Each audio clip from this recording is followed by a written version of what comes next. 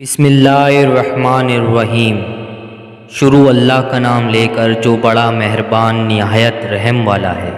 طاقت اور صبر یہ ہے کہ انسان آنسو بہانے کے بے شمار وجوہات ہونے کے باوجود مسکرانے کو ترجیح دے۔ علم اس وقت تک حاصل نہیں ہو سکتا جب تک عطا کرنے والا نہ ہو، کیونکہ اصل علم اللہ والے کی نگاہ سے ملتا ہے، کتابوں سے نہیں۔ رزق سخاوت میں پوشیدہ ہے اور لوگ اسے محبت میں تلاش کرتے ہیں۔ لوگوں کے ساتھ اپنا موازنہ بند کر دو، سکون پا جاؤ گے۔ زندگی آسان ہے ان لوگوں کے لیے جو دوسروں کے لیے آسانیاں پیدا کرتے ہیں۔ پھولوں کی مہک چند دن بعد ختم ہو جاتی ہے، مگر اچھی سلوک اور اخلاق کی مہک انسان کے موت کے بعد بھی قائم رہتی ہے۔ منہ میں زبان تو سب رکھتے ہیں، لیکن کمال تو وہ ہیں جو اسے سنبھال کر رکھتے ہیں۔ لوگ آپ کو تب نہیں ملیں گے جب آپ اکیلے ہوں، بلکہ تب ملیں گے جب وہ خود اکیلے ہوں۔ بس اللہ کسی کو بھی اکیلا نہیں چھوڑے۔ فجر کے وقت کچھ لوگ تکیے پر سر رکھ کر سوتے ہیں اور مصلے پر سر رکھ کر روتے ہیں۔ سونے والے خوبصورت خواب دیکھتے ہیں اور رونے والے خوبصورت تقدیر پا لیتے ہیں۔ اپنی زبان کی حفاظت کرو، کیونکہ عزت اور ذلت کی یہی ذمہ دار ہے۔ کوشش کرو جس چیز کے لیے تم خود ترس رہے ہو، کوئی دوسرا آپ کی وجہ سے نہ ترسے، پھر چاہے وہ رشتے ہوں، خوشیاں ہوں یا سکون۔ بے خوف ہونے کے لیے با کردار ہونا ضروری ہے۔ دلوں میں رہنا سیکھیے جناب، گھروں میں تو سب رہتے ہیں۔ صبر کی ایک بات بہت اچھی ہے، جب آ جاتا ہے تو کسی کی طلب نہیں رہتی۔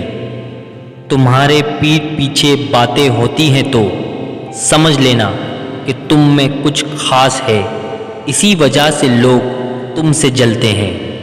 امید انسان سے کبھی مت لگائیں اور اللہ سے کبھی مت ہٹائیں۔ چلتے ہوئے اتنا دھیان رکھیں کہ آپ کے پاؤں سے اٹھنے والی دھول میں کسی کی منزل نہ گم ہو جائے۔ راستہ بدل لینا چاہیے وہاں جہاں آنکھوں کے پیچھے کی نمی اور مضبوط لفظوں کے پیچھے ٹوٹا ہوا دل کوئی نہ سمجھ سکے۔ زندگی میں ہمیشہ ان لوگوں کا چناؤ کریں جن کو عزت دینے پر خود سے بڑھ کر آپ کو عزت دیں، یہی بہترین لوگوں کی نشانی ہے۔ دنیا میں طاقتور انسان وہ ہے جو دھوکہ کھانے کے بعد بھی لوگوں کی مدد کرنا نہیں چھوڑتا۔ آپ کا کردار ہی آپ کی پہچان ہے، ورنہ ایک نام کے لاکھوں انسان ہیں۔ خاموشی ایک بہترین عادت ہے، خاص طور پر جب آپ جاہلوں میں گھرے ہوئے ہوں۔ آدمی کا سفر اتنا لمبا ہے کہ زندگی پیچھے رہ جاتی ہے اور موت بھی۔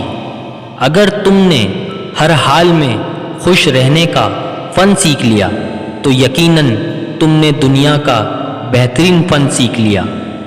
جو دل اور نظر سے اتر گئے پھر کیا فرق پڑتا ہے کہاں گئے۔ حوصلہ ہار جانے والا اگر حوصلہ بانٹنا شروع کر دے تو وہ اپنی زندگی میں کبھی حوصلہ ہار نہیں سکتا۔ دوسروں کو سمجھنے والے بن جائیں، کچھ سمجھانے کی نوبت نہیں آئے گی۔ جو خیال آپ کو گمراہ کر دے وہ خیال نہیں وسوسہ کہلاتا ہے، جو سراسر نفس و شیطان کی طرف سے ہوتا ہے۔